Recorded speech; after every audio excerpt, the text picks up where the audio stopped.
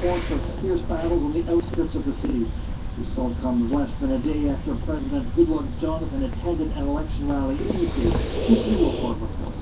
Residents say they woke up this morning to the thin sounds of explosions and gunshots coming from several directions at the outskirts of Maiduguri. This is some news from the UTC jail this Sunday. Good morning. The military say they are carrying out coordinated airstrikes and ground attacks against this person. Maiduguri has served as a sanctuary and safe haven for hundreds of thousands of refugees who have fled from their villages and towns taken over by Boko Haram. The BBC's Chris Iwokur in Abuja.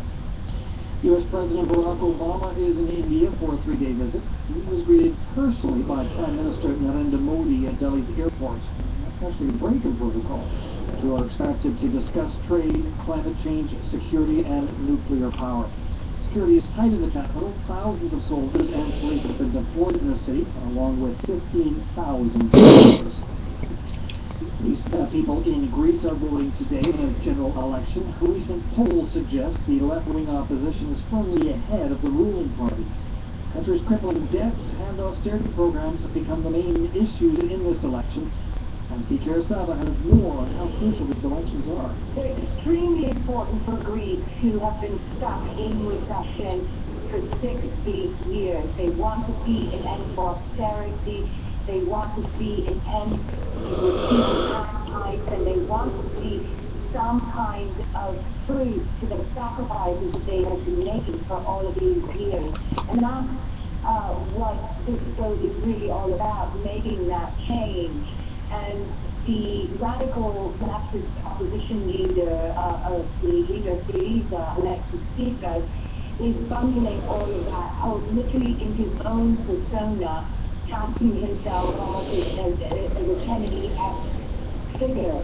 MP Kurosawa in Athens. Now, the possibility of a victory by the Syriza party has sparked fears Greece could default on its debt and leave the Eurozone. The World Health Organization is holding a special session in Geneva today. The organization wants to evaluate its response to the Ebola outbreak in West Africa. It infected over 21,000 people and more than 8,600. Emerging Folks has more. There are signs the Ebola epidemic may be slowing down. The numbers of new cases have been decreasing over the last few weeks. But today's meeting of the WHO's Executive Board is not going to be one of self-congratulation. Health experts know that warning signs were missed and that the WHO's initial response to Ebola in West Africa was slow and disorganized.